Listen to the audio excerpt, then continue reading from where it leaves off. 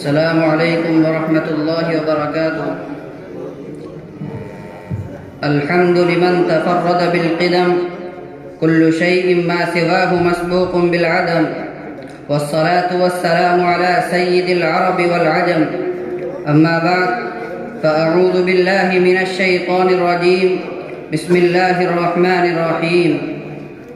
ولا تهنوا ولا تحزنوا وأنتم الأعلون إن كنتم مؤمنين. صدق اللہ العظیم. جوانوں یہ صدائیں آ رہی ہیں آبشاروں سے، جوانوں یہ صدائیں آ رہی ہیں آبشاروں سے، چٹانیں چور ہو جائیں جو ہو عزم جواں پیدا. بزرگان محترم اور گلشن رحمانی کے نوشگفتہ پھولوں، اللہ تعالیٰ نے ہمیں جو زندگی عطا فرمائی ہے یہ اللہ کی عظیم نعمت ہے، اور اس زندگی میں جو جوانی اور شباب کا زمانہ ہے وہ زندگی کے ادوار میں سب سے قیمتی دور ہوتا ہے، کیونکہ اس دور میں انسانی جسم کے تمام اعضاء ظاہرہ و باطنہ جوان، طاقتور اور مضبوط ہوتے ہیں، جس کی وجہ سے انسان بڑے بڑے کارنامے بحسن و خوبی انجام دے سکتا ہے، بڑی سے بڑی چٹان سے ٹکرا سکتا ہے، اور اس زمانے میں اپنے راہ میں آنے والی ہر رکاوٹ کو راستے سے ہٹانے کی قوت اور صلاحیت رکھتا ہے. جن لوگوں نے اس زمانے کی قدر کی، فضول مصروفیات میں ضائع نہیں کیا، تاریخ گواہ ہے انہوں نے وقت کے دھاروں کو اپنے تابع بنا لیا ہے، کامیابی اور کامرانی نے ان کے قدم چومے ہیں. ایک مفکر کا قول ہے، کسی بھی قوم میں نوجوانوں کی وہی حیثیت ہوتی ہے جو انسانی جسم میں دست و بازو کی ہوتی ہے. جس طرح اگر بازو نہ ہو یا پاہج اور اپنگ ہو جائے تو پورا جسم جملہ صلاحیتوں اور خوبیوں کے ضائع اکارت ہو جاتا ہے. ایسے ہی جس قوم و ملت کے نوجوان بس حوصلہ، بزدل، بد کردار اور بے عمل ہو جاتے ہیں، اس کی شان و شوکت خاک میں مل جاتی ہے، اس کی عظمت و شرافت کو گہن لگ جاتا ہے، اس کی عزت و وقار کو گھن لگ جاتا ہے. بلکہ یہ کہنا زیادہ انصاف کی بات ہوگی کہ وہ قوم اپاہج، اپنگ اور مفلوج و معطل ہو جاتی ہے.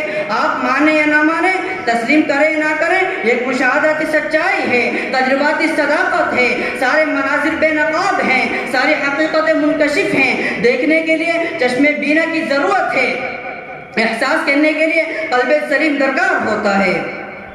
ملت کے غیور نوجوانوں، آج ملت حالات کے جس دلدل میں پھنسی ہوئی ہے، مسائل کے جن خارزاروں میں الجھی ہوئی ہے، مصائب و حوادث کے جن کھنڈرات میں غلطہ و پیچاں ہے، اس کی وجہ کیا ہے، سبب کیا ہے، اسی ملت کے ساتھ ایسا کیوں ہو رہا ہے؟ کوئی کہتا ہے ان میں ایمان و یقین باقی نہیں رہ گیا ہے، جس کے بعد یہ ذلت و پسماندگی ہے. تو کیا دنیا کے سارے مسلمانوں کے دلوں سے ایمان کی باتیں بہاری رخصت ہو گئی ہے؟ کوئی کہتا ہے ان میں سیاسی شعور نہیں ہے، جس کی وجہ سے درگت بن رہی ہے. کوئی کہتا ہے اصلی تعلیمات سے ناآشنائی نے حال ذات بنا رکھا ہے. میں پوچھتا ہوں کہ حجاز کے ان چرواہوں نے کن یونیورسٹی سے بڑی بڑی ڈگریاں حاصل کی تھی، پھر کیا وجہ ہے امت میں زوال و انحطاط کی؟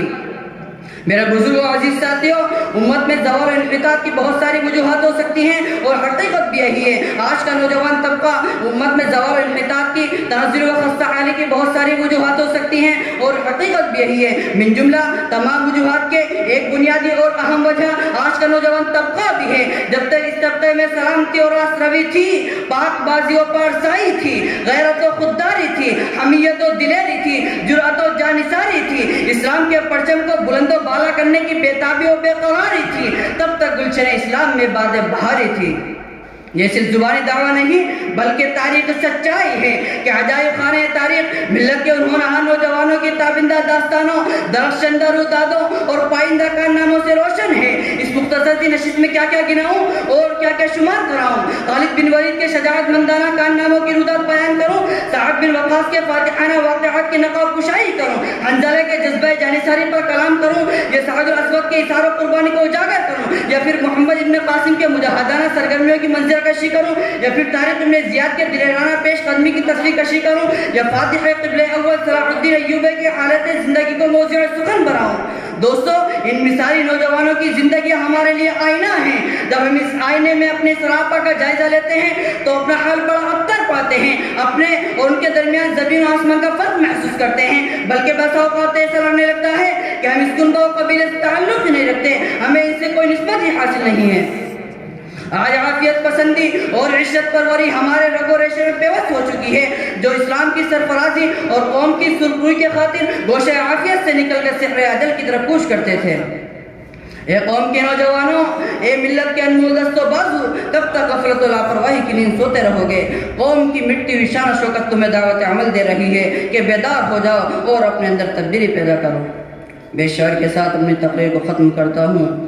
عقابی روح جب بیدار ہوتی ہے جوانوں میں، عقابی روح جب بیدار ہوتی ہے جوانوں میں، نظر آتی ہے ان کو اپنی منزل آسمانوں میں۔ وآخر دعوانا الحمدللہ رب العالمین۔ مصاحب نمبر